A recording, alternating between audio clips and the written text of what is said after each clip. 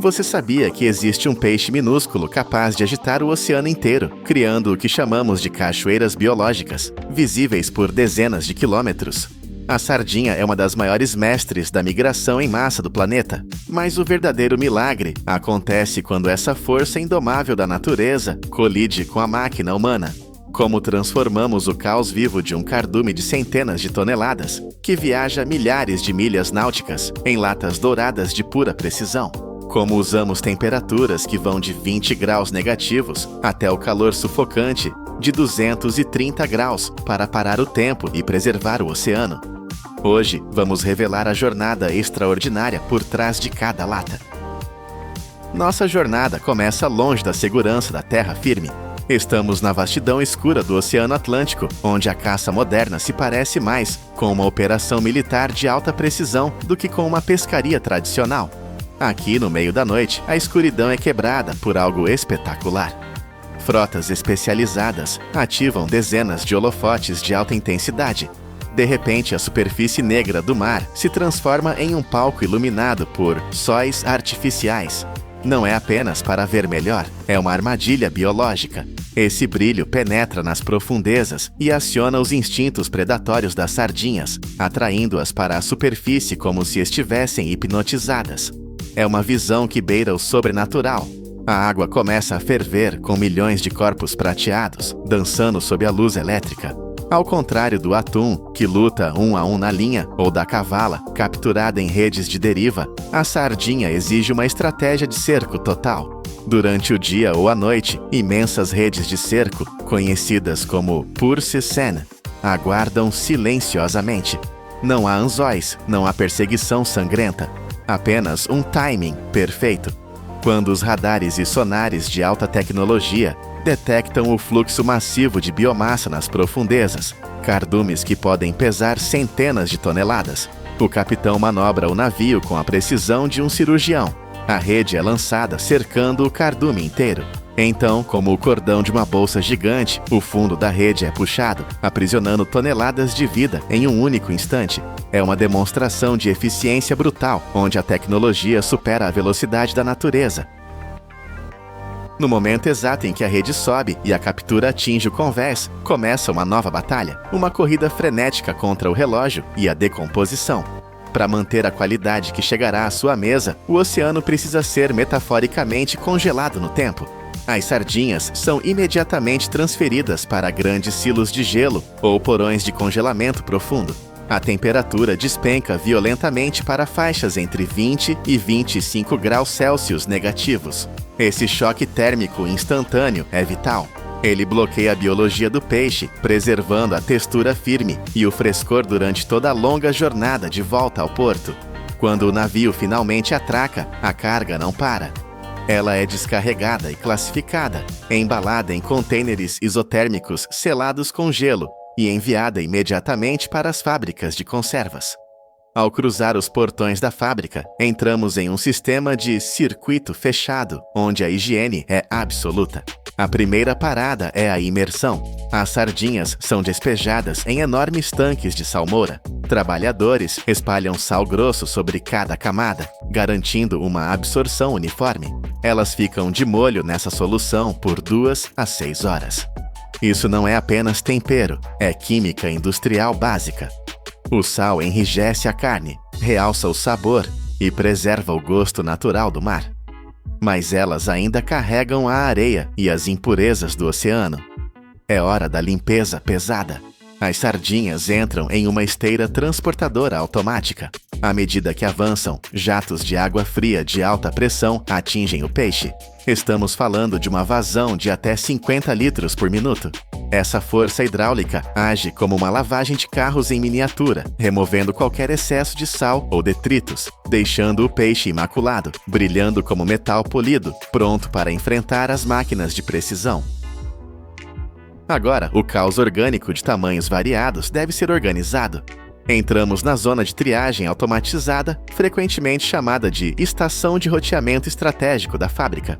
Imagine tentar medir milhares de peixes escorregadios por minuto com as mãos. Impossível. Por isso, usamos discos rotativos que agem como peneiras gigantes. Esses discos, com diâmetros variando precisamente entre 5 e 10 centímetros, giram em um ritmo hipnótico. Eles separam os peixes pelo tamanho, com uma velocidade que o olho humano mal consegue acompanhar. As sardinhas menores caem suavemente para uma esteira inferior, para processamento secundário, enquanto as maiores continuam na linha principal para se tornarem produtos premium. A capacidade desse sistema é assustadora. Ele processa até 5 toneladas de peixe por hora. Isso garante não apenas velocidade, mas uma uniformidade militar. Cada lata que você abre contém peixes do mesmo tamanho exato, graças a essa dança mecânica. Uma vez classificada, cada sardinha encontrou seu lugar na linha, deslizando suavemente em direção à etapa mais delicada de todas. Chegamos à fronteira onde a força bruta deve dar lugar à delicadeza cirúrgica. Diferente do atum, que é gigante e robusto, a sardinha é pequena e frágil. Seus ossos finos e pele delicada a tornam suscetível a danos se manuseada com força excessiva. A área de pré-processamento é a linha divisória crítica entre um produto perfeito e o desperdício. Aqui vemos o contraste entre o humano e a máquina. Na zona manual, trabalhadores com luvas finas e sentidos aguçados removem cabeças e vísceras. Eles não usam apenas as mãos, usam o olfato e a visão para detectar qualquer sinal de deterioração, qualquer odor levemente azedo que escaparia a um sensor. Um trabalhador experiente é uma máquina biológica de precisão, capaz de processar mais de 1000 sardinhas por hora, sem danificar a pele prateada. Após a limpeza, eles arranjam os peixes em cestas de aço inoxidável, com furos de drenagem, tratando cada peça como uma joia frágil. Mas em megafábricas que alimentam o mundo, a velocidade manual não é suficiente. É aqui que a tecnologia assume o controle total. Sistemas de corte automatizados, equipados com sensores inteligentes, escaneiam a posição e o tamanho de cada peixe individualmente. Em frações de segundo, lâminas precisas removem as partes indesejadas. O resultado é impressionante. Essas máquinas processam entre 5.000 e 7.000 sardinhas por hora. É uma chuva de prata processada em velocidade industrial. Depois do corte, os cestos cheios passam por um último enxague. Sprays de água fria envolvem cada peixe, lavando qualquer impureza restante e garantindo que a estrutura delicada esteja pronta para ser eternizada em metal. Com o peixe limpo e brilhante, entramos na fase de alquimia, onde ingredientes simples se tornam um produto global. A sardinha precisa ser colocada em sua armadura final, a lata de estanho. Trabalhadores habilidosos ou braços robóticos realizam essa tarefa com uma coreografia fluida. Na linha manual, mãos rápidas posicionam cada peixe para garantir que a quantidade e o tamanho sejam idênticos em cada recipiente, completando de 30 a 40 latas por minuto. Nas linhas automáticas, a produtividade dispara, mantendo a consistência que o consumidor espera. Mas uma lata de sardinha não é apenas peixe, é uma receita. Para realçar o sabor, adicionamos toques da natureza. Fatias finas de cenoura, folhas de louro ou grãos de pimenta verde são depositados em cada lata, criando um equilíbrio visual e gustativo. Em seguida, uma máquina de enchimento automatizada derrama suavemente entre 100 e 150 ml de água filtrada. Essa água é crucial. Ela mantém a umidade correta para o inferno de calor que está por vir. Agora, preparem-se para o calor. As latas entram no estágio de vaporização. Elas são engolidas por vaporizadores industriais mantidos a 230 graus Celsius.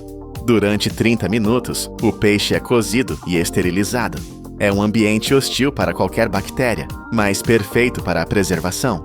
Como a sardinha é um peixe que se alimenta de plâncton e vive pouco, ela quase não acumula mercúrio, o que permite que esse processo foque puramente em travar o frescor. Assim que saem desse forno a vapor, as latas precisam esfriar e estabilizar. Só então entra o ingrediente que transforma tudo, o azeite. O sistema automatizado despeja cerca de 20 a 30 ml de azeite de oliva extra virgem em cada lata.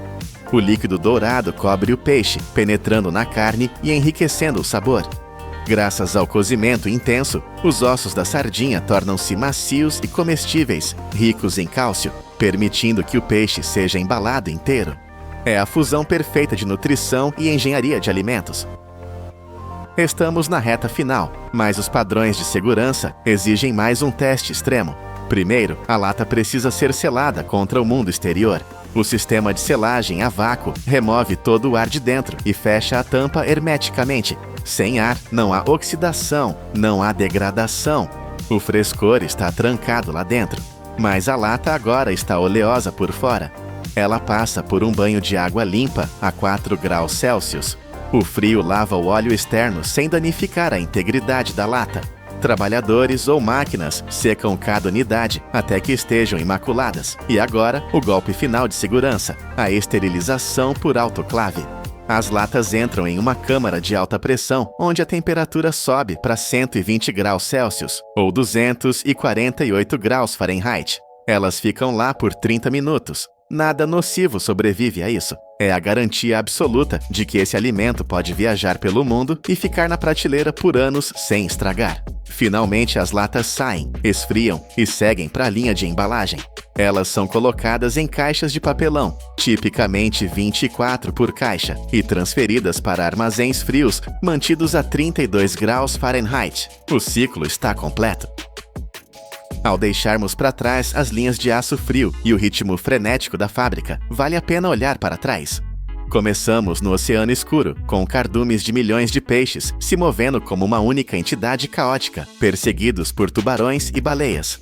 Vimos essa força da natureza ser capturada pela luz, congelada pelo gelo, limpa pela água e preservada pelo fogo. De Portugal, a fábrica de sardinhas do mundo, exportando para mais de 45 países aos Estados Unidos, que gastam 50 milhões de dólares anualmente importando essa pequena maravilha. O que temos em mãos não é apenas uma lata de comida barata, é um triunfo da logística. É a prova de que a humanidade pode pegar a imprevisibilidade do oceano e transformá-la em um recurso estável, seguro e global. Da próxima vez que você abrir uma lata e ver aquele brilho prateado sob o óleo dourado, lembre-se da jornada épica que ela fez, das profundezas do Atlântico até a palma da sua mão. Isso é o poder da indústria. Com que frequência você atualiza seu computador? A cada 2, talvez 5 anos. E o seu celular? Aquele carro antigo que finalmente foi para o ferro velho?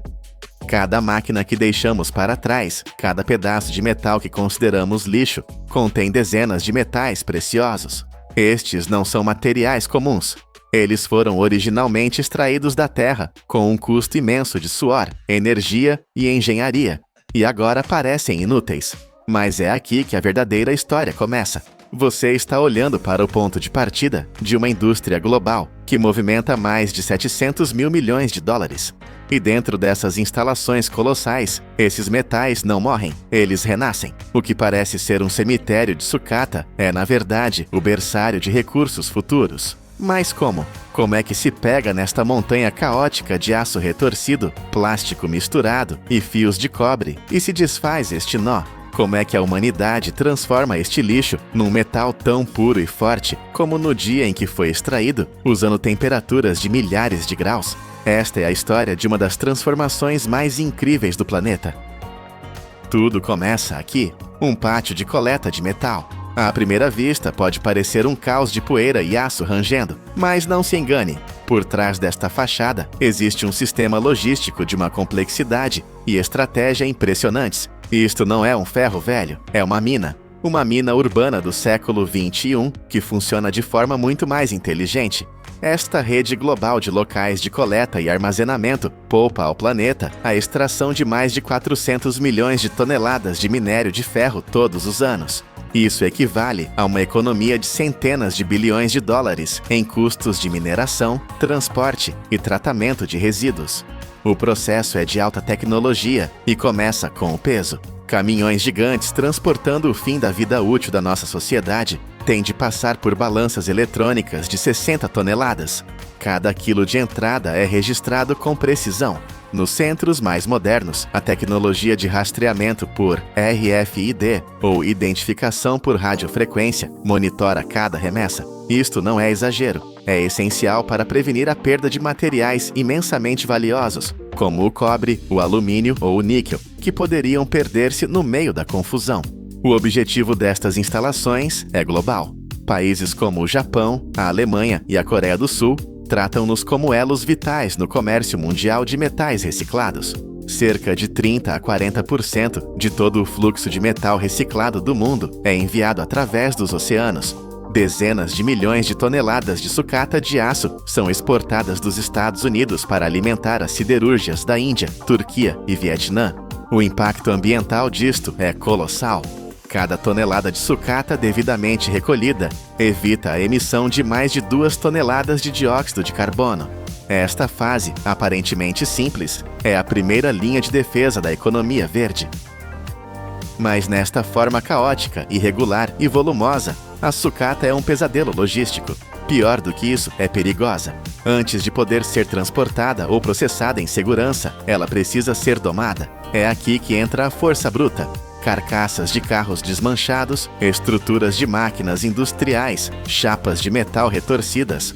Tudo é agarrado por garras hidráulicas e atirado para dentro dos compactadores.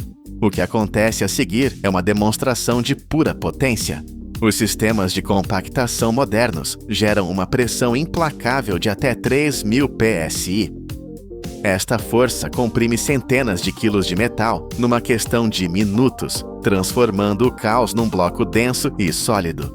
Os fardos resultantes medem tipicamente entre 24 a 40 polegadas de cada lado, maximizando o espaço em contentores ou caminhões.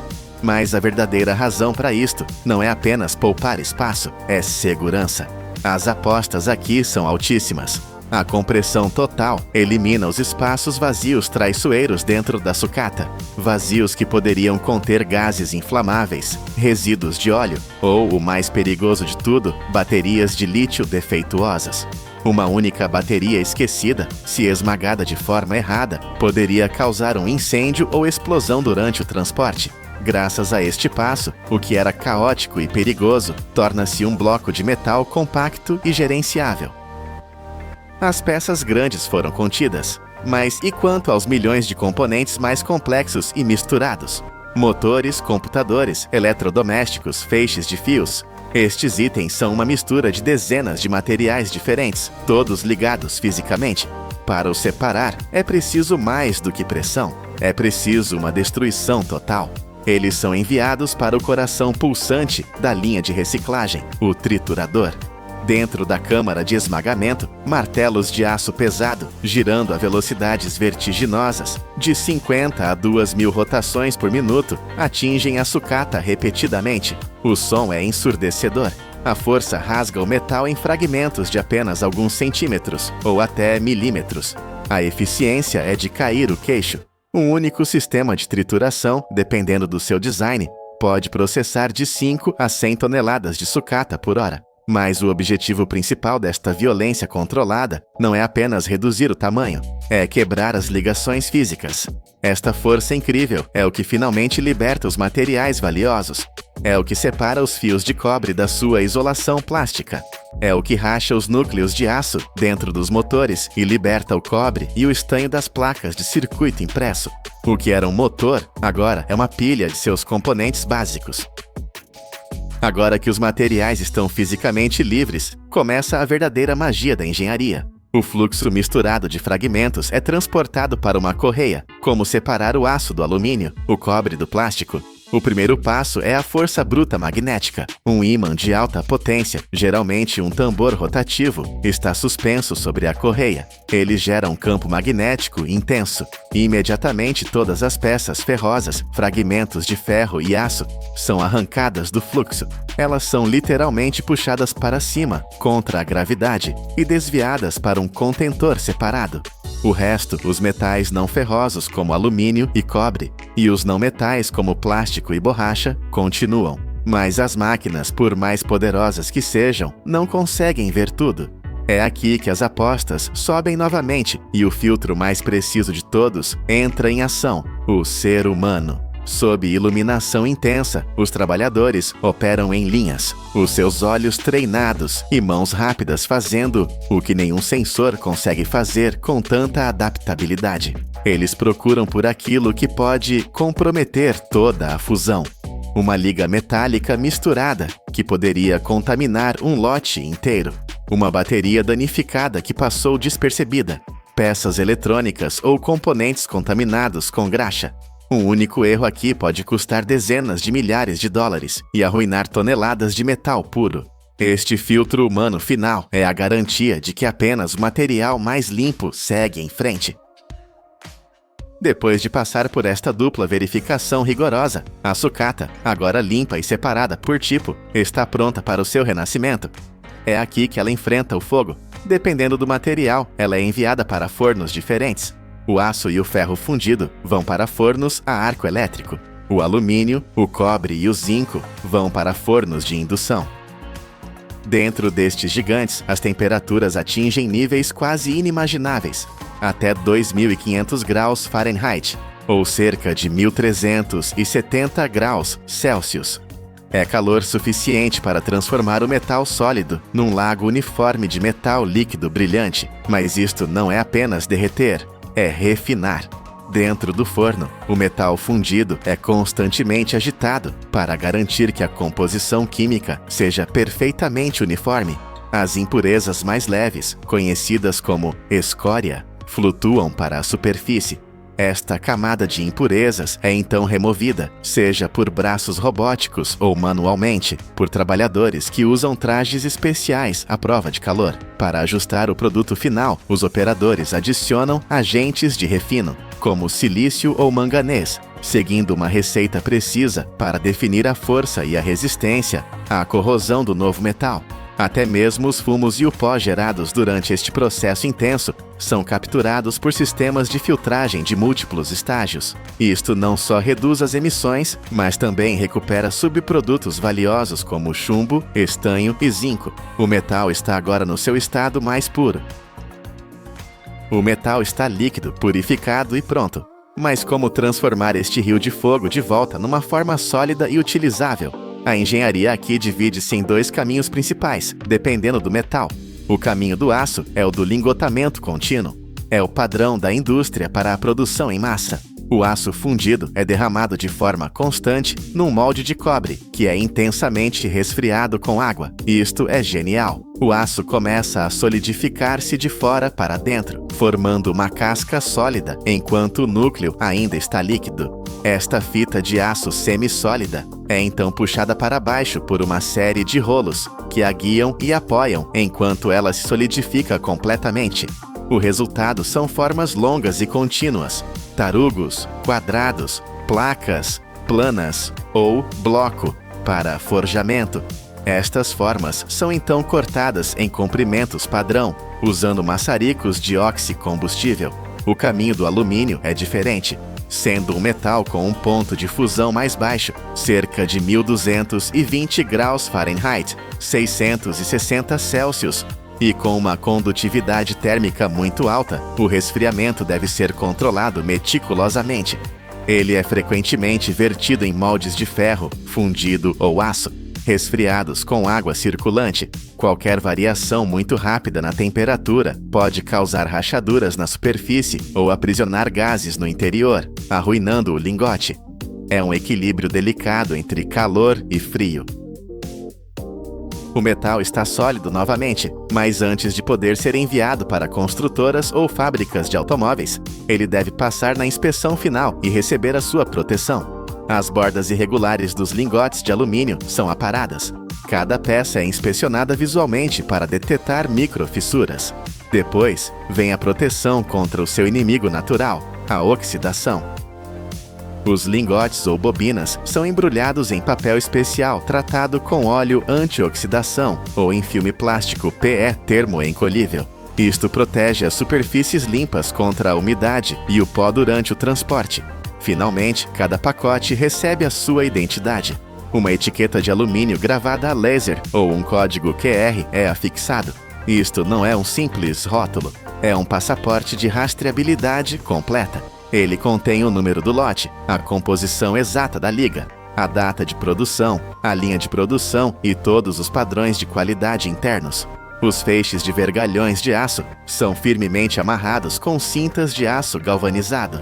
As bobinas de aço laminado são envoltas em papel resistente à ferrugem. O que era sucata caótica é agora um produto industrial de alta tecnologia, totalmente rastreável e pronto para o seu próximo ciclo de vida. Mas você sabia? Esta indústria não só recicla metal, ela recicla energia. Pátios de reciclagem bem geridos podem reduzir o lixo sólido e as emissões tóxicas em até 70% em comparação com os aterros sanitários. Você sabia que cada tonelada de aço reciclado poupa mais de 2 toneladas de emissões de CO2? E que alguns daqueles trituradores são tão potentes que podem processar 100 toneladas de sucata numa única hora? Voltamos a pensar naquele computador antigo, naquele carro que chegou ao fim da linha. De fragmentos que pareciam ter alcançado o fim definitivo de suas vidas, a indústria de reciclagem de metais forjou uma jornada completamente nova. Cada lingote de alumínio fundido e cada bobina de aço laminado que sai destas fábricas é mais do que apenas um produto. É a prova de que os materiais podem ser revividos. É um testemunho do que acontece quando a engenhosidade humana e a tecnologia se unem. O aço e o alumínio não são apenas renascidos. Eles tornam-se mais uma vez a espinha dorsal de milhões de estruturas modernas, prontos para construir o nosso futuro. Todos os anos, os Estados Unidos produzem mais de 130 mil milhões de pés quadrados de telhas de asfalto. É o suficiente para cobrir milhões de telhados em todo o país. Longe de serem apenas materiais de construção comuns, elas moldaram a aparência da arquitetura americana e tornaram-se uma parte vital da indústria da construção moderna. O valor das telhas de asfalto reside não apenas na sua durabilidade e capacidade de resistir à chuva e ao vento, mas também nas inovações técnicas por trás delas. Asfalto refinado, mantas de fibra de vidro reforçadas e uma camada protetora de grânulos minerais resistentes ao fogo. Todos estes elementos se unem num produto que pode parecer simples, mas que pode proteger casas durante décadas. O esqueleto invisível destas telhas é feito de fibra de vidro, e a fibra de vidro é feita de pedra. Pedra tão dura e tão firmemente cimentada que a maquinaria convencional não a consegue extrair. Tem de ser literalmente dinamitada. Como é que os engenheiros transformam rocha frágil e estilhaçada, vinda de uma detonação controlada, num escudo flexível e duradouro, capaz de proteger as nossas casas durante décadas? A viagem começa em vastas pedreiras de areia de quartzo. O arenito de sílica é uma rocha sedimentar rica em SiO2, disposta em camadas espessas e firmemente cimentada. Após levantamentos geológicos e padrões de perfuração cuidadosamente planeados, os explosivos são detonados. Isto cria uma rede de fraturas controladas, partindo a rocha em grandes blocos, prontos para serem carregados. Cada parâmetro é calculado com precisão para maximizar a eficiência, minimizando ao mesmo tempo o pó e as vibrações. Quando a explosão termina, o arenito parte-se em pedaços maciços. Escavadoras hidráulicas pesadas entram imediatamente em ação. Cada balde recolhe até 22 toneladas curtas de rocha e despeja-as em caminhões de transporte, com capacidade para 55 a 65 toneladas curtas. A pedreira funciona num ritmo constante. Bancadas em forma de degrau, cada uma com cerca de 35 a 50 pés de altura, são projetadas em toda a pedreira, dando às máquinas acesso de múltiplos ângulos, mantendo a parede estável. O arenito transportado não segue direto para a fábrica. Em vez disso, os caminhões param numa estação de processamento no local, projetada para reduzir custos de transporte e garantir um controle mais rigoroso da qualidade da matéria-prima. A rocha é alimentada num triturador de maxilas primário. 2 pesadas maxilas de aço comprimem o material, reduzindo os blocos a pedaços com cerca de 2 a 4 polegadas. Este é o ponto ideal, suficientemente pequeno para o processamento seguinte, mas suficientemente grande para preservar a estrutura do grão de sílica. O material triturado passa então por uma peneira vibratória de múltiplos tabuleiros que separa peças demasiado grandes ou finas, ambas inadequadas para a produção de fibra de vidro. Apenas a fração com o tamanho e uniformidade corretos avança. A seguir, vem a fase de lavagem a alta pressão. A pedra é bombardeada com potentes jatos de água, com pressões entre 75 a 115 psi. Este processo rigoroso arranca o pó mineral, a argila e as impurezas da superfície. Não é apenas uma limpeza mecânica, melhora a pureza química, um fator essencial na fabricação de vidro. A água da lavagem é recolhida e recirculada. O resultado é uma sílica semi-refinada, limpa, consistente e totalmente qualificada para ser entregue à fábrica de fusão. Está pronta para a transformação de rocha em fibra. Após ser lavada, selecionada e seca, a areia de sílica refinada segue para a área de dosagem. Aqui, cada ingrediente é medido com precisão. Calcário finamente moído é adicionado para ajustar a viscosidade, e carbonato de sódio para decompor a sílica e baixar o seu ponto de fusão. Algumas fórmulas também adicionam dolomite ou alumina, aumentando a durabilidade e estabilizando a cor do vidro. Uma vez preparada, a mistura é alimentada num forno contínuo, um processo que dura quase 2 dias e 2 noites. O forno é construído em 3 zonas: pré-aquecimento, fusão e condicionamento. Primeiro, no pré-aquecimento, o lote sobe lentamente para cerca de 1000 graus Celsius, eliminando a umidade. Depois, a fusão. As temperaturas sobem para mais de 1550 graus Celsius, mais quente que a lava de um vulcão, liquefazendo toda a massa em vidro fundido. Permanece neste estado por quase 50 horas. Este tempo é longo o suficiente para purgar impurezas e libertar todos os vestígios de gás, até que a fusão seja completamente uniforme. Este é o passo que consome mais energia de todo o processo. Sensores infravermelhos e elementos de aquecimento elétricos regulam cada zona com precisão absoluta. Finalmente, na zona de condicionamento, o calor é ligeiramente reduzido. O vidro estabiliza e o fluxo fundido está pronto para fluir do forno para o próximo capítulo. Assim que o vidro fundido atinge a homogeneidade total, ele flui para bacias de distribuição. Estas estão equipadas com centenas de orifícios microscópicos. Estes orifícios não são de um metal qualquer. São feitos de uma liga de platina-ródio, capaz de resistir ao calor intenso e à corrosão. Sob a força da gravidade, o vidro flui através de cada abertura, formando filamentos tão finos como seda. Rolos de alta velocidade, girando a até 3.000 rotações por minuto, puxam estes filamentos, esticando-os até se tornarem fibras com apenas alguns microns de espessura, mais finas que um cabelo humano. Imediatamente a seguir, um spray de água a baixa pressão arrefece os fios, fixando a sua forma sem rachar a sua estrutura interna. Por fim, um revestimento químico especial é aplicado a cada fibra, melhorando a aderência e evitando a acumulação de estática. Toda esta transformação, de vidro líquido para fibra sólida, leva apenas alguns segundos, mas cada parâmetro deve estar sob controle rigoroso. Após serem esticadas e arrefecidas, as fibras de vidro mais finas que um cabelo humano são reunidas em feixes e guiadas para um sistema de enrolamento de alta velocidade. Cada fio passa por rolos revestidos a cerâmica que resistem ao desgaste, mantendo a tensão e o alinhamento estáveis. Se a tensão for muito leve, as fibras caem e emaranham-se. Se for muito forte, partem-se. É por isso que sensores de carga monitorizam cada milissegundo, mantendo a tensão estável em apenas 3 a 6 gramas por fio. No tambor de enrolamento, um guia servo acionado move-se de lado a lado, depositando as fibras uniformemente. O movimento lateral é controlado com extrema precisão, menos de 0,2 milímetros de desvio, criando uma bobina perfeitamente lisa. A partir destas bobinas, centenas de feixes de fibras são alimentados em simultâneo num cortador automático. Lâminas rotativas de alta velocidade cortam-nas em segmentos curtos, com cerca de 1 a 2 polegadas de comprimento. Ar comprimido sopra então as fibras cortadas para um tapete rolante em movimento, espalhando-as numa camada fina e uniforme. A pressão do ar e a velocidade da correia são afinadas cuidadosamente. Quando está uniformemente espalhado, o tapete entra na zona de pulverização do aglutinante. Uma névoa fina de resina fenólica ou acrílica reveste as fibras, ligando-as nos seus pontos de cruzamento. A aplicação é medida em microgramas por fio.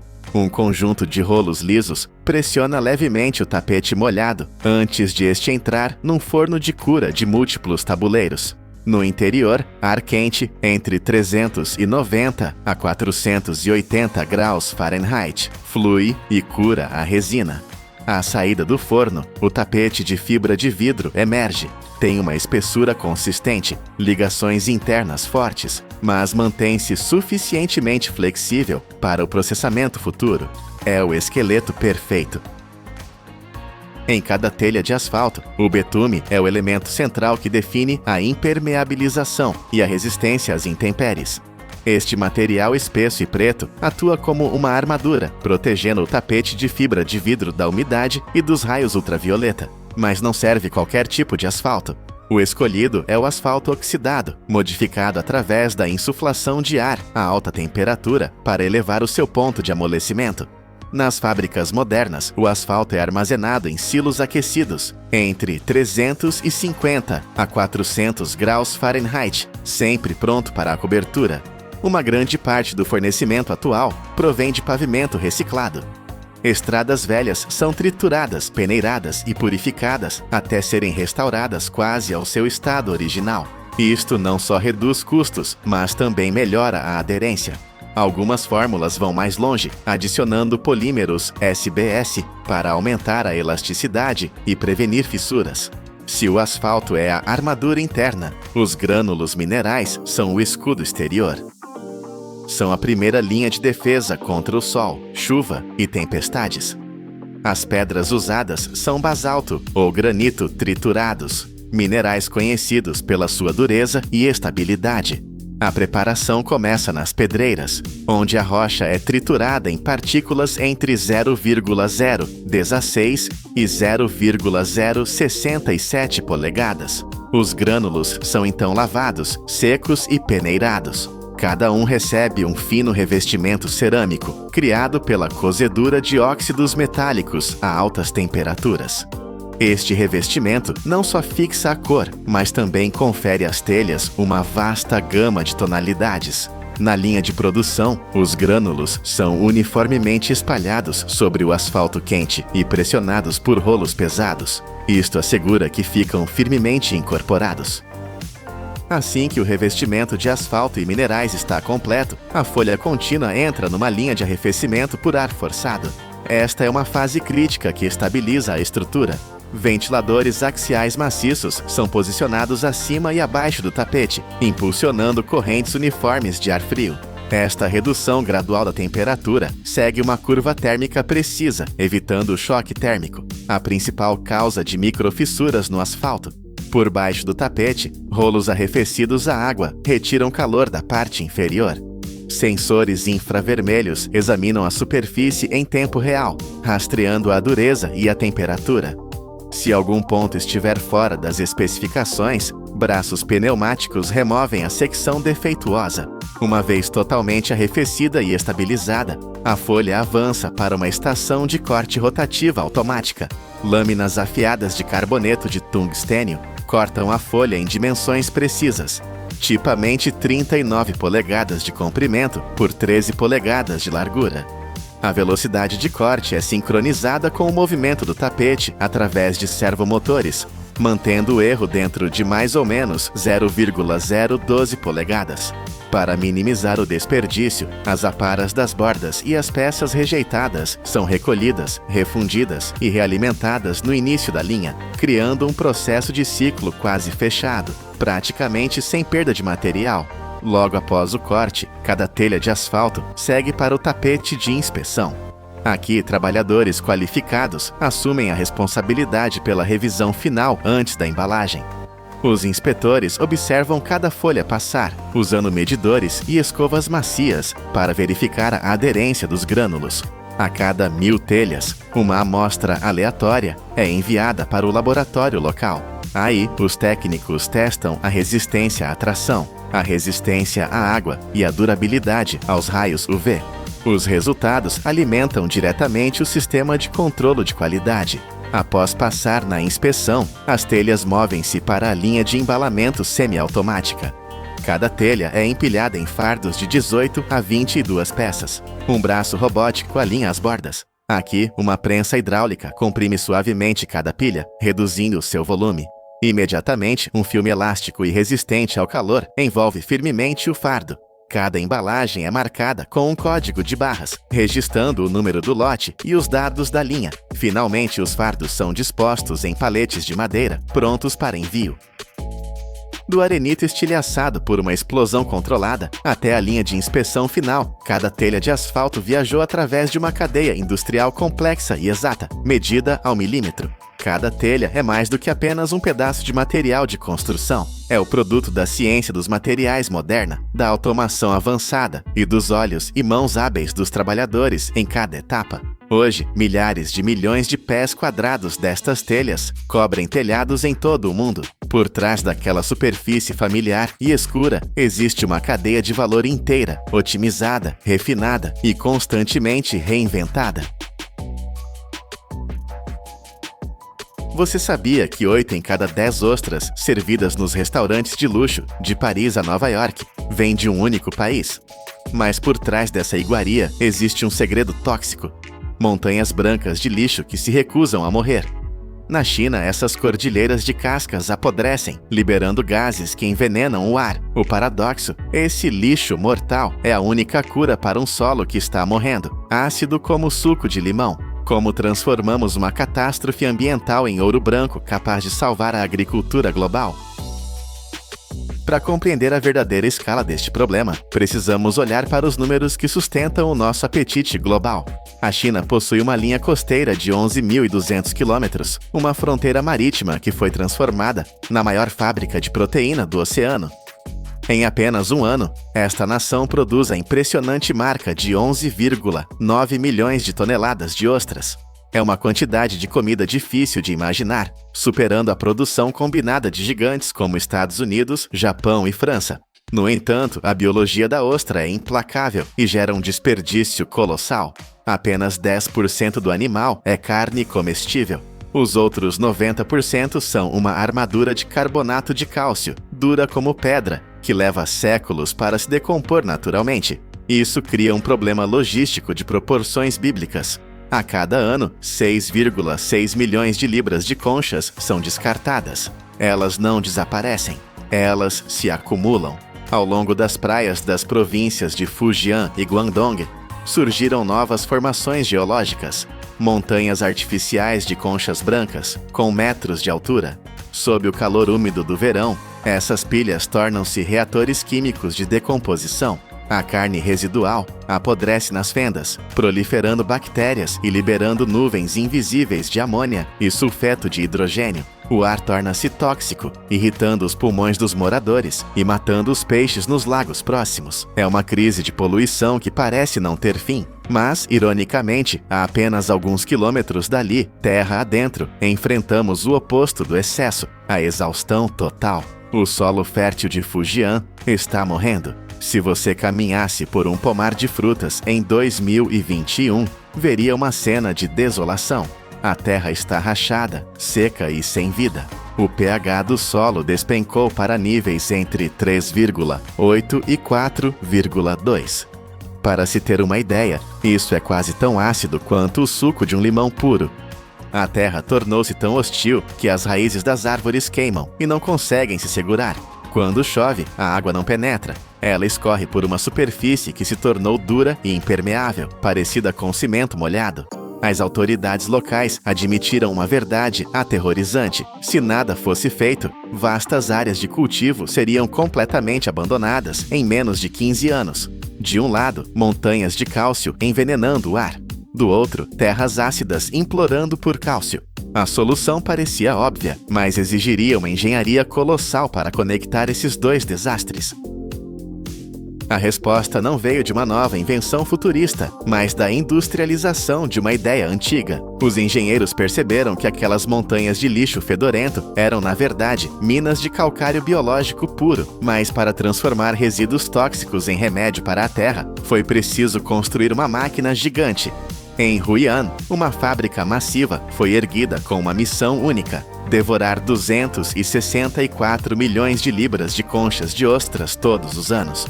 O processo é uma demonstração de força bruta e precisão térmica. Caminhões despejam as conchas brutas em trituradores industriais, que quebram a estrutura calcária inicial. Mas o verdadeiro segredo é o fogo. As conchas moídas são lançadas em fornos rotativos gigantescos para um processo chamado calcinação. Lá dentro, a temperatura sobe para 473 graus Fahrenheit ou 245 graus Celsius. Durante 30 minutos, as conchas são assadas nesse inferno controlado. O calor intenso tem 2 propósitos vitais. Primeiro, é a esterilização absoluta. Qualquer bactéria nociva ou resto de carne podre é instantaneamente incinerado. Segundo, o calor altera a estrutura física da concha, tornando-a quebradiça e fácil de moer. O que sai do outro lado da linha de produção é um pó branco finíssimo, conhecido como biocal oceânica.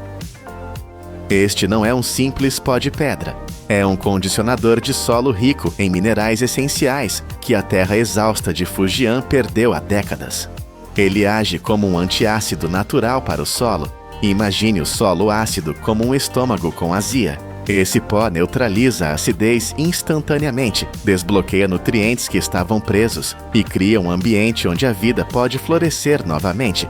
Onde antes havia lixo tóxico, agora existem 220 milhões de libras de um produto agrícola limpo, ensacado e pronto para salvar as colheitas. A teoria era perfeita, mas a agricultura é um campo de batalha imprevisível. O verdadeiro teste começou quando os caminhões carregados com o pó de ostra chegaram às fazendas devastadas. Os resultados foram imediatos e visíveis, desafiando até os cientistas mais céticos. O primeiro grande sucesso foi com a cebolinha, uma cultura vital para a região. Em campos onde as plantas antes ficavam amarelas e atrofiadas, a aplicação do pó causou uma ressurreição biológica. A produtividade disparou quase 60%. Pense nisso, 60% a mais de comida na mesma terra, sem usar fertilizantes químicos extras. Nos pomares de Toranja, a mudança foi química e profunda. Sensores enterrados no solo mostraram que o pH subiu 1,1 pontos, saindo da zona de perigo ácido. A matéria orgânica, que é o combustível da vida no solo, aumentou em quase 28%. As árvores pararam de perder frutas prematuramente e as folhas voltaram a ter um verde vibrante. Mas a vitória não foi apenas para a terra, foi para o bolso dos agricultores. Um experimento com alface revelou algo surpreendente. As plantas cultivadas com o pó de conchas não apenas cresceram mais, elas ficaram mais saborosas. A alface tornou-se mais crocante, mais doce e muito mais rica em vitamina C do que aquelas cultivadas com químicos tradicionais. O mercado percebeu a diferença e o preço de atacado dessas alfaces subiu entre 12% e 18%. Para 300 mil famílias rurais, isso não foi apenas uma melhoria técnica, foi uma revolução econômica. O ciclo parecia ter sido fechado com perfeição. O lixo do mar salvava a terra e a terra recompensava o homem. No entanto, a natureza não é uma máquina que obedece cegamente aos nossos desejos. Em meio a esse triunfo, surgiu um mistério frustrante: o amendoim. A China é a maior produtora mundial de amendoim, colhendo 37,5 bilhões de libras por ano. É uma cultura estratégica. Mas quando os cientistas aplicaram o pó milagroso nos campos de amendoim degradados, o inesperado aconteceu. O solo melhorou quimicamente, o pH subiu, a terra ficou mais fofa, mas a colheita diminuiu. Como isso era possível? A resposta estava escondida no mundo microscópico. O amendoim é uma leguminosa e depende de uma parceria simbiótica com bactérias específicas que vivem em suas raízes e capturam nitrogênio do ar. A mudança rápida no pH do solo, causada pelo pó de ostra, foi um choque para essas bactérias. Elas não conseguiram se adaptar à velocidade da intervenção humana. Foi uma lição de humildade brutal para a engenharia. Você não pode apressar a biologia. O ecossistema precisa de tempo para se recalibrar. O pó de ostra era poderoso, sim, mas não era uma varinha mágica instantânea para todas as espécies. Enquanto os cientistas aprendiam a ter paciência na Terra, outra equipe voltava seus olhos para onde tudo começou, o oceano. A crise não estava apenas nas montanhas de cascas em terra, mas também debaixo d'água. Ao longo dos últimos 150 anos, 85% dos recifes naturais de ostras da região haviam desaparecido completamente. O fundo do mar, que antes era uma floresta viva, tornou-se um deserto de lama. A solução para restaurar esse mundo perdido não exigiu alta tecnologia, mas sim sabedoria antiga. Engenheiros e biólogos viajaram no tempo e adotaram um método de 300 anos atrás. Nada de concreto, nada de estruturas metálicas complexas. Eles usaram simples estacas de bambu e madeira, cravadas manualmente nos lodaçais da costa. O objetivo era criar uma base sólida para que as larvas de ostras que flutuam na água tivessem onde se agarrar. Sem máquinas pesadas, apenas madeira e a força das marés. O resultado foi uma explosão de vida que deixou os especialistas atônitos. Em poucos meses, as estacas estavam cobertas de novas ostras. A biomassa na área aumentou 10 vezes. Mas o verdadeiro poder desses recifes não é apenas servir de casa para os moluscos, é a limpeza. Uma única ostra adulta é uma máquina biológica de filtragem capaz de processar 8 galões de água por hora. Multiplique isso por milhões em um recife e você tem uma estação de tratamento de água mais eficiente que qualquer fábrica humana. A água turva ficou cristalina. A luz do sol voltou a tocar o fundo do mar. E com a água limpa, criaturas antigas retornaram. Os caranguejos ferradura, fósseis vivos de 400 milhões de anos, voltaram a colocar seus ovos nessas águas seguras. O ciclo estava completo. O que tiramos do mar foi devolvido, restaurando o equilíbrio. A jornada da humilde casca de ostra não parou na fazenda ou no Recife. Ela invadiu o mundo da alta tecnologia, provando ser um dos materiais mais versáteis do século XXI. Nos laboratórios mais avançados do Japão e da Coreia, as conchas estão sendo moídas em escalas microscópicas para criar tintas inteligentes. Testes mostraram que tintas misturadas com 20 a 30% de pó de ostra possuem um poder antibacteriano natural devastador, matando 99% das bactérias Staphylococcus aureus em apenas 24 horas. Imagine hospitais pintados com um material que se esteriliza sozinho. No tratamento de águas industriais, o pó de ostra provou ser um filtro voraz. Ele consegue absorver 95% do chumbo e 87% do arsênico presentes em águas contaminadas. E faz isso custando 60% menos que o carvão ativado tradicional. A inovação chegou até ao plástico, o grande vilão moderno. Novos bioplásticos reforçados com o cálcio das ostras são 12% mais fortes e se degradam muito mais rápido na natureza. Até mesmo nas estradas, as ostras estão salvando vidas. Em Hiroshima, o asfalto misturado com conchas trituradas oferece uma aderência superior aos pneus em dias de chuva, prevenindo acidentes. E no seu banheiro, o cálcio ultrapuro extraído dessas conchas agora é usado em pastas de dente e cosméticos de luxo. De estradas a rostos, de paredes hospitalares a copos descartáveis. O que antes era uma montanha de lixo fétido, agora é a estrutura invisível e limpa da nossa modernidade. Começamos nossa história com uma imagem de repugnância, montanhas de lixo tóxico que envenenavam o ar. Viajamos pelo fogo dos fornos industriais, vimos terras mortas renascerem em verde vibrante e testemunhamos o retorno de criaturas pré-históricas aos mares limpos. A humilde casca de ostra, um resto esquecido do seu jantar, provou ser muito mais do que lixo. Ela é cimento, é remédio, é filtro e é escudo. A grande lição que a indústria nos ensina aqui é inegável. Na engenharia perfeita da natureza, não existe lixo. Existem apenas recursos que nós, com nossa visão limitada, ainda não aprendemos a usar.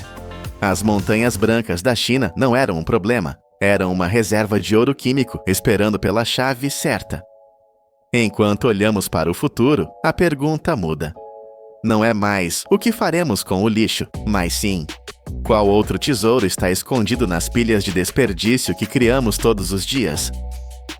A resposta para a próxima crise global pode estar bem debaixo dos nossos pés. Eu sou a voz do poder da indústria. E se essa transformação te impressionou, o que vem a seguir vai redefinir o seu conceito de impossível. Você imagina o oceano como um lugar de paz e silêncio? Esqueça! Sob as ondas existe uma linha de montagem brutal que nunca para. A cada ano, a humanidade arranca das águas mais de 180 milhões de toneladas de frutos do mar. Isso não é sorte de pescador, é uma guerra industrial, onde a inteligência humana desafia a fúria da natureza. Prepare-se para ver como transformamos o caos selvagem em um negócio global de precisão absoluta. Nossa jornada começa com o desafio mais perigoso de todos, a caçada ao predador supremo dos mares, o tubarão. Antigamente, usavam-se muralhas de redes com quilômetros de extensão, mas essas armadilhas de aço eram indiscriminadas e cruéis com o ecossistema. Hoje, a indústria mudou. Os pescadores modernos transformaram o convés em um campo de batalha de alta precisão, usando um método chamado espinhel. Isso exige força bruta e nervos de aço. O segredo não é apenas a força, é a tecnologia invisível. Dispositivos que emitem sons de baixa frequência, imitando perfeitamente o movimento de peixes feridos para atrair os tubarões direto para a armadilha. É uma luta pela dominância entre o homem e a fera. Assim que o tubarão morde a isca, a operação muda de caça para processamento industrial instantâneo. Em navios modernos não há tempo a perder. O tubarão é neutralizado no convés e submetido a um procedimento técnico rigoroso. Injeções de água do mar gelada ou gelo são aplicadas diretamente nas guelras e na cavidade corporal. Isso não é apenas para resfriar, é para parar o tempo biológico. Esse choque térmico preserva o frescor máximo da carne, garantindo que o produto chegue ao porto como se tivesse acabado de sair da água, mesmo após dias no mar. Enquanto o mar aberto é um cenário de combate, nas águas costeiras do Sudeste Asiático, a engenharia transformou a pesca em uma ciência de laboratório. Aqui, gigantes são criados em gaiolas marinhas massivas, longe da costa. Estamos falando da garoupa, um peixe titânico que pode atingir de 20 a 30 quilos. Quando a época da colheita chega, não há espaço para erros. As redes gigantes são estreitadas lentamente, forçando esses monstros dourados para o centro. Quando eles emergem das profundezas, seus corpos firmes e escamas douradas brilham sob o sol, parecendo metal precioso vivo. O cuidado aqui é obsessivo. Os pescadores operam com movimentos rápidos, mas cirúrgicos, usando redes macias, especializadas para levantar cada peixe gentilmente da água. Por que tanta delicadeza com um gigante de 30 quilos? Porque um único arranhão nas escamas pode destruir seu valor de mercado. Assim que saem da rede, eles não são jogados no gelo. Eles são colocados em tanques com água do mar oxigenada, mantendo-os vivos, saudáveis e calmos até chegarem à terra firme. No convés, a equipe monitora a temperatura e a salinidade como cientistas, garantindo que cada espécime seja um troféu perfeito após 2 anos de cultivo contínuo. Agora vamos para as águas geladas do norte do Japão e da Coreia do Sul, onde a colheita parece algo de outro mundo. Quando a temperatura do mar se estabiliza entre abril e maio, começa a extração do abacaxi do mar. Em fazendas altamente mecanizadas, a colheita opera como uma linha de montagem futurista flutuando no oceano. Longas cordas densamente cobertas com essas criaturas são içadas das profundezas usando guindastes hidráulicos poderosos. Imagine uma máquina que engole cordas vivas. À medida que cada linha passa pela câmara de decapagem, um sistema de tambor rotativo entra em ação. Ele combina força de torção e jatos de água pressurizada para arrancar centenas de abacaxis do mar em segundos. A precisão precisa ser absoluta. A máquina deve ser forte o suficiente para soltá-los, mas delicada o bastante para não esmagar a casca espinhosa ou danificar a carne interna. Uma vez destacados, eles são imediatamente transportados para estações flutuantes. Todo esse processo mecanizado minimiza o tempo de transporte e evita que o calor estrague o produto, preservando o sabor fresco dessas criaturas de águas profundas. Mas a verdadeira fronteira tecnológica está onde a luz do sol não alcança. Ao largo da costa do Atlântico Norte, começa a caçada ao camarão vermelho, uma espécie rara que vive na escuridão, a profundidades de 150 a 400 metros. Aqui, os olhos humanos são inúteis. Os pescadores dependem de sinais de sonar que varrem o fundo do mar em busca de camadas de camarão. Quando o alvo é confirmado, guinchos gigantes baixam redes de arrasto colossais até o leito marinho.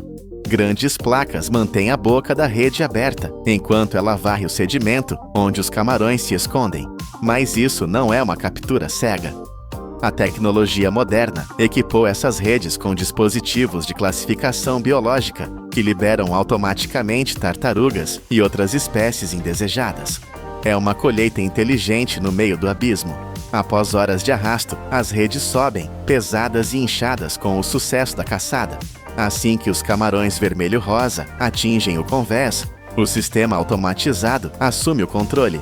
Eles são lavados, classificados e, o mais impressionante, submetidos a um congelamento instantâneo a 40 graus Celsius negativos. Do fundo do mar até o congelamento total, tudo acontece em poucos minutos. Essa velocidade extrema trava a qualidade, mantendo a textura firme como se o camarão ainda estivesse vivo no fundo do oceano. Saindo do fundo gelado para a superfície agitada do Atlântico, a regra do jogo muda. Aqui, a chave para o sucesso é a velocidade pura. Estamos falando da pesca da cavala. Funciona como uma armadilha invisível. Quanto mais rápido a rede se fecha, menor a chance de fuga. Quando a linha final é puxada, ela age como um laço de aço se fechando. Dezenas de toneladas de cavalas são cercadas, formando uma massa prateada que agita a água violentamente, criando uma espuma branca de pânico e energia. O som é ensurdecedor. Guindastes hidráulicos rugem, içando essa carga viva e despejando-a diretamente em porões de congelamento profundo. O choque térmico é imediato. Os peixes entram em tanques mantidos a 22 graus Celsius negativos. Não há processamento lento aqui. É uma operação de volume e força bruta, onde toneladas de peixe são convertidas em carga congelada em questão de minutos. Mas nem toda pesca é sobre volume. Existe uma caçada que é como jogar roleta russa com o oceano. Estamos falando do baiacu, ou peixe fugu. Pegar atum exige velocidade, cavala exige redes grandes, mas pegar baiacu é como manusear explosivos em um convés escorregadio. Cada movimento flerta com o perigo em meio a ventos congelantes. A aposta começa com a isca. O baiacu é incrivelmente exigente. Os pescadores não podem usar qualquer coisa. Eles precisam de cavala, recém-pescada, cortada em cubos perfeitos e salgada. Se o óleo da isca estiver rançoso, o baiacu nem chega perto. Diariamente, a tripulação prepara até 20 mil cubos de isca, embalados em 250 caixas de gelo. Tudo isso para alimentar uma única linha de pesca monstruosa. Imagine uma linha que se estende por 48 quilômetros, equipada com mais de 20 mil ganchos de aço afiados como navalhas. Quando essa linha afunda, ela forma uma teia invisível mortal. Mas o risco financeiro é aterrorizante. Uma rajada de vento súbita ou uma boia perdida pode fazer com que toda a linha e milhares de dólares em equipamentos desapareça no abismo para sempre. Muitos capitães foram à falência após uma única tempestade. Pescar baiacu não é apenas um trabalho, é uma aposta de tudo ou nada contra o mar. Enquanto alguns apostam a vida em alto mar, em terra firme, uma revolução silenciosa alimenta bilhões. Com uma produção anual de mais de 6 milhões de toneladas, a tilápia se tornou o frango da aquicultura global. Nas águas quentes da Ásia e da América Latina, a escala é alucinante. Quando chega a hora da colheita, não se usam varas de pescar. Usam-se bombas de peixe especializadas e redes de cerco gigantescas. A superfície da água ferve com o movimento de dezenas de milhares de peixes sendo conduzidos para o centro. A equipe trabalha em sincronia perfeita, fechando o cerco. O movimento precisa ser rápido para evitar fugas, mas suave o suficiente para não quebrar barbatanas ou machucar a pele. Uma vez capturados, esses peixes não vão para caixas de gelo comuns. Eles são transferidos para caminhões-tanque aerados, verdadeiras cabines de primeira classe sobre rodas. Dentro desses tanques, a temperatura e o oxigênio são controlados por computador, mantendo os peixes vivos e saudáveis durante a viagem até a fábrica. Cada minuto conta. Um atraso no trânsito pode causar estresse biológico e arruinar a qualidade da carne. Então a logística é tão precisa quanto a de um aeroporto internacional. Para o nosso último capítulo, descemos ao nível da lama. Diferente das vieiras colhidas por navios gigantes, os moluscos de sangue dependem de um ritmo antigo. Quando a maré recua, abre-se uma janela estreita de 2 ou 3 horas. Centenas de trabalhadores invadem as planícies de lama, usando ganchos de aço para raspar o solo e encontrar conchas enterradas a 10 centímetros de profundidade. É um trabalho manual, lento e exaustivo, onde a sensibilidade da mão é crucial para não quebrar a concha. Mas o apetite do mundo é insaciável e a tradição está sendo atropelada pela máquina. Fazendas costeiras agora usam sistemas de redes de arrasto modernas. Redes pesadas são baixadas no fundo lamacento, agindo como arados de aço que arrancam tudo o que encontram. Guindastes hidráulicos içam toneladas de lama e conchas para o convés, onde são lavadas e classificadas instantaneamente. A diferença de escala é brutal. O método mecanizado é 5 a 10 vezes mais eficiente que a coleta manual, rendendo até 8 toneladas por dia. Mas essa velocidade tem um preço sombrio. O maquinário pesado perturba o ecossistema do fundo do mar, ameaçando o plâncton e o futuro das próprias colheitas. É o eterno conflito entre a fome de produção e os limites da natureza. 180 milhões de toneladas. Por trás desse número frio, existe um universo de esforço humano que a maioria de nós nunca vê. Do perigo mortal de uma linha de 48 quilômetros em busca de baiacos, ao frio de 40 graus negativos que preserva camarões no Ártico. O oceano continua sendo uma força selvagem, mas a indústria aprendeu a domá-lo com aço, gelo e tecnologia. Não é apenas comida no seu prato. É o resultado da coragem humana e da engenharia mecânica operando no limite. Bem-vindos ao poder da indústria. Imagine que alguém possui o poder de desligar a água de uma nação inteira, apenas girando uma válvula gigante de aço. Diante dos seus olhos está o rio Tigre. Há 8.000 anos a civilização humana nasceu nestas margens. Mas hoje, este berço da história está morrendo. A causa não é apenas a seca, mas uma muralha de concreto de 1 bilhão e 700 milhões de dólares construída rio acima. Esta é a história de como a engenharia transformou a geografia em uma arma. E porque a próxima guerra mundial pode não ser por petróleo, mas por uma simples gota de água. Para entender por que um rio sagrado está sendo estrangulado, precisamos primeiro olhar para o norte, para o coração industrial da Turquia. Esqueça os mercados de especiarias e os tapetes voadores. A Turquia moderna é uma fera faminta por energia, uma máquina colossal que nunca dorme. Em menos de 40 anos, a população deste país quase duplicou, saltando de 45 milhões para mais de 85 milhões de pessoas. É uma explosão humana que exige recursos em uma escala inimaginável. Imagine megacidades como Istambul e Ankara brilhando na noite, com arranha-céus que consomem eletricidade como se não houvesse amanhã. Pense nas fundições de aço operando a 1.600 graus Celsius, nas fábricas de cimento e nos complexos têxteis que funcionam 24 horas por dia. Todo esse progresso tem um preço exorbitante. O problema central é que a Turquia não tem petróleo nem gás natural suficientes em seu próprio solo. O país sangra dinheiro, gastando cerca de 90 bilhões de dólares todos os anos, apenas para importar energia de vizinhos e rivais. É uma vulnerabilidade estratégica que nenhum governo pode aceitar. Foi dessa necessidade desesperada de sobrevivência que nasceu uma ideia titânica: o Projeto do Sudeste da Anatólia, ou GAP. Engenheiros e planejadores olharam para os mapas e viram o potencial inexplorado dos rios Tigre e Eufrates. Eles decidiram que não iriam apenas construir uma usina, eles iriam reescrever a geografia. O projeto abrange 75 mil quilômetros quadrados. Para colocar isso em perspectiva visual, estamos falando de uma área de construção do tamanho de todo o país da Áustria. O plano?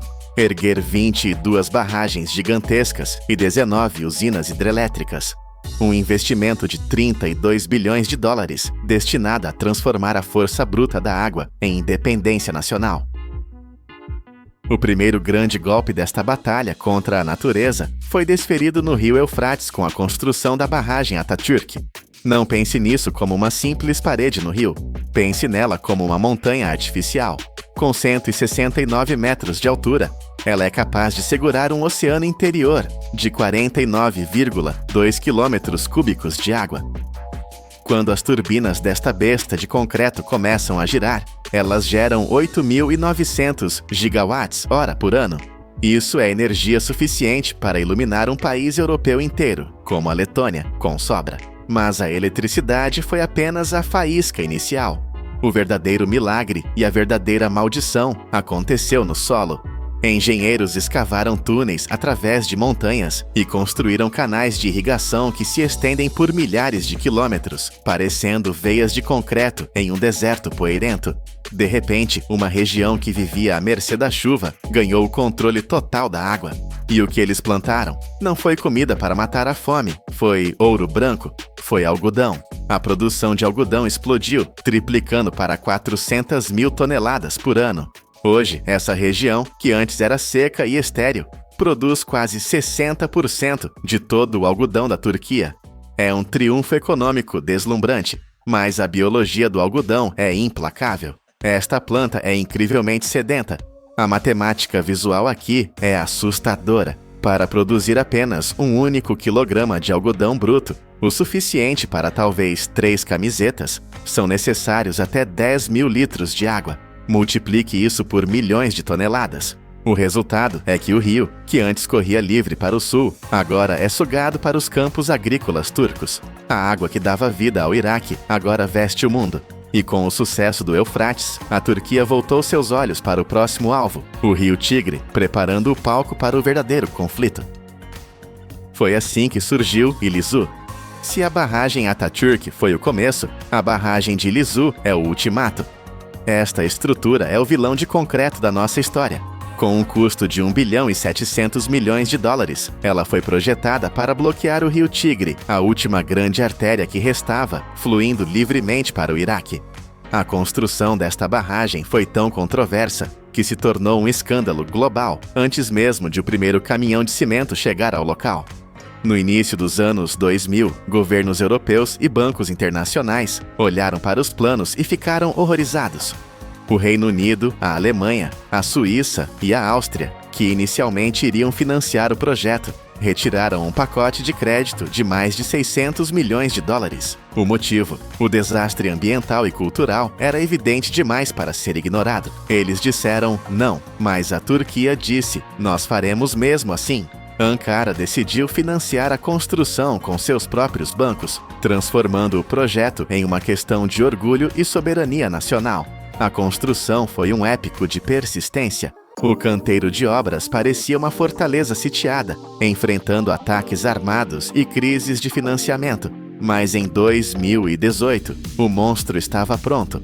A barragem se estende por quase 2 quilômetros de comprimento, 1.829 metros de parede sólida. Seu reservatório foi projetado para engolir 10,2 quilômetros cúbicos de água.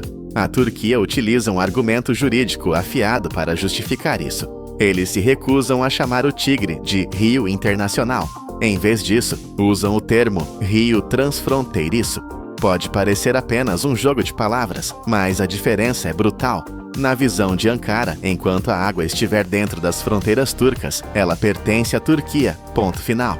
É como se eles dissessem: a chuva caiu aqui, então a água é nossa. Quando as comportas de Ilizu se fecharam para encher o reservatório, foi como colocar um torniquete no pescoço do Iraque. O fluxo de água diminuiu e o pesadelo rio abaixo começou. Agora, vamos viajar centenas de quilômetros para o sul, cruzando a fronteira para o Iraque.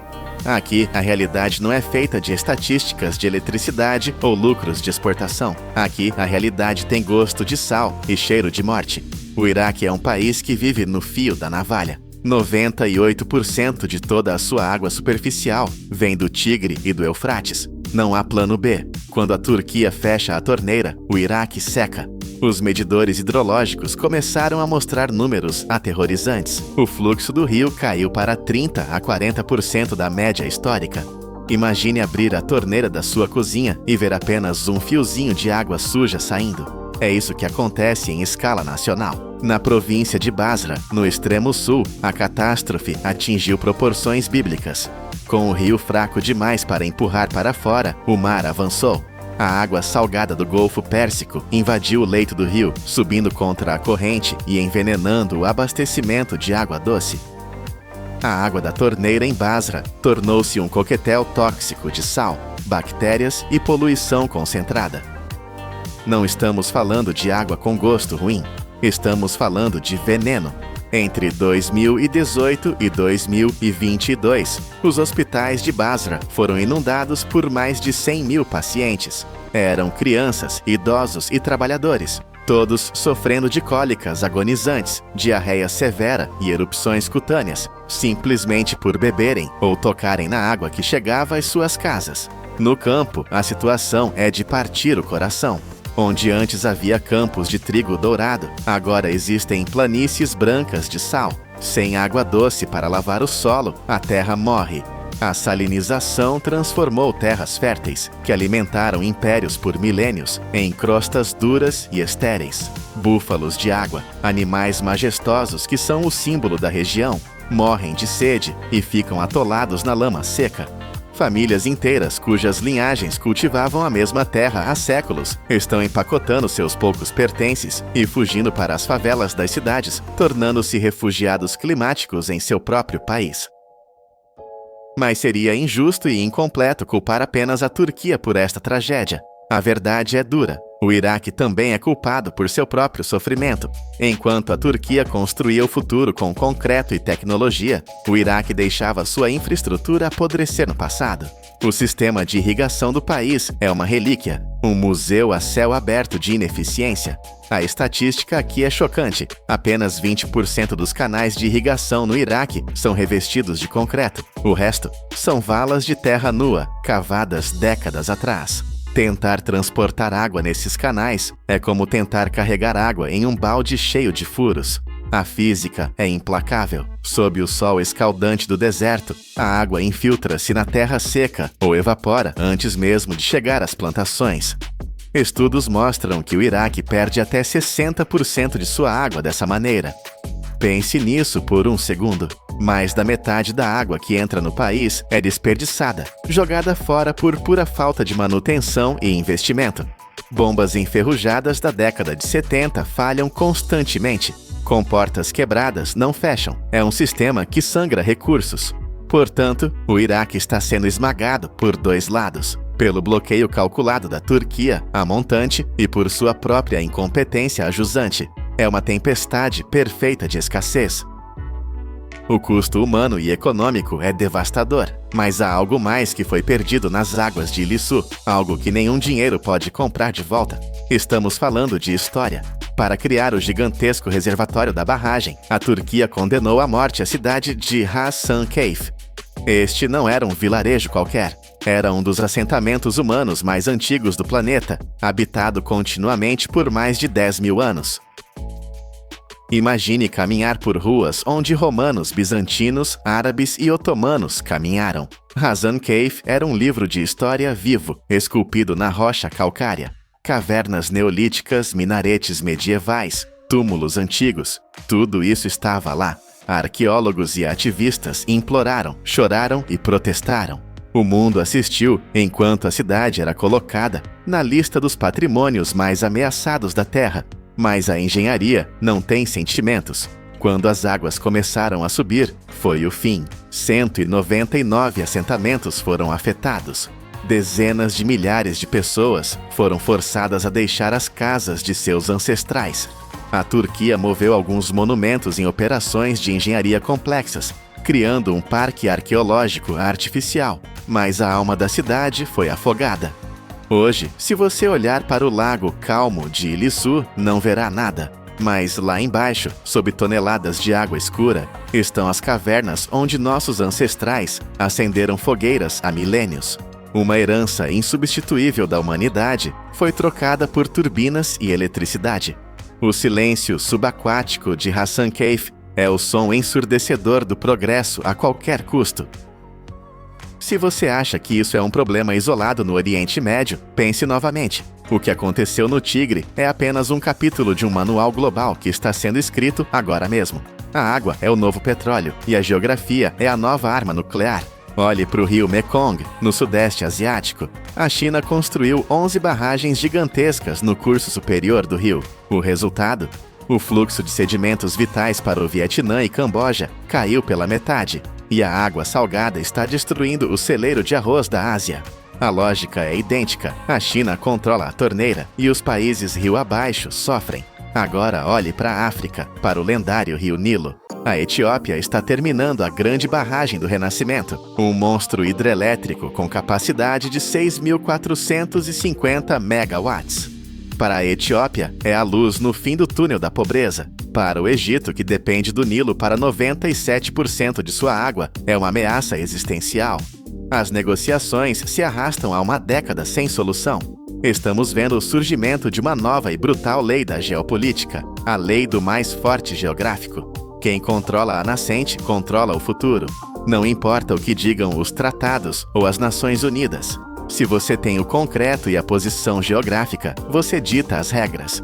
O país a montante fala em direito ao desenvolvimento, enquanto o país a jusante grita pelo direito à sobrevivência.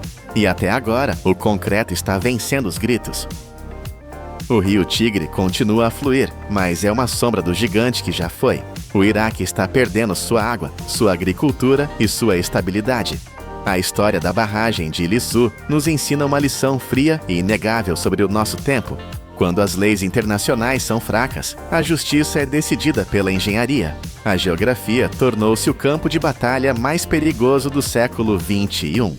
A água, o recurso mais básico para a vida, transformou-se em um privilégio que pode ser concedido ou retirado por quem segura a chave das comportas. A pergunta que fica pairando no ar quente do deserto não é apenas técnica, é moral. Onde termina o direito de uma nação de acender as luzes e onde começa o direito de outra de simplesmente não morrer de sede? Enquanto as turbinas em Ilissu geram bilhões em riqueza, o rio abaixo carrega o peso de um futuro incerto, onde a próxima grande guerra pode começar não com um tiro, mas com o fechamento silencioso de uma barragem.